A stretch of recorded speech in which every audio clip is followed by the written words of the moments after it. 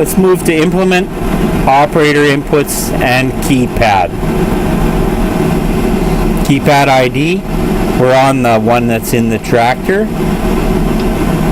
There's two unique keypad ID numbers. This number is on the back of the keypad, but you can simply just guess at one. You can hit this keypad identity and the lights will flash on the keypad to know you've selected the correct one. So the one we have in the cab is 810031 in our selection. So by default, you know, the other one on the tank will be the opposite one. We'll go back to our in-cab settings.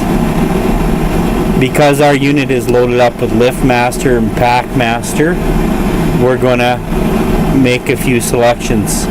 So our button A on the keypad, we'll have it as LiftMaster control.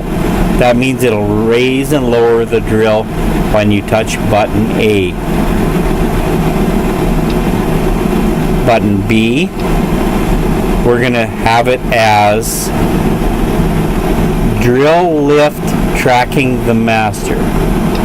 That means that when I hit the master, it'll raise and lower the drill. So the drill lift is following the state of the master switch.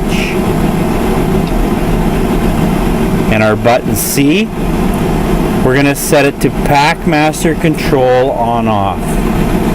When that is red in the off position, you will not have any packing force. So your packing will go to a float position to work yourself through some wet spots and such. On the one on the tank, button A, we always use it on calibration mode on off. That enters calibration from the back.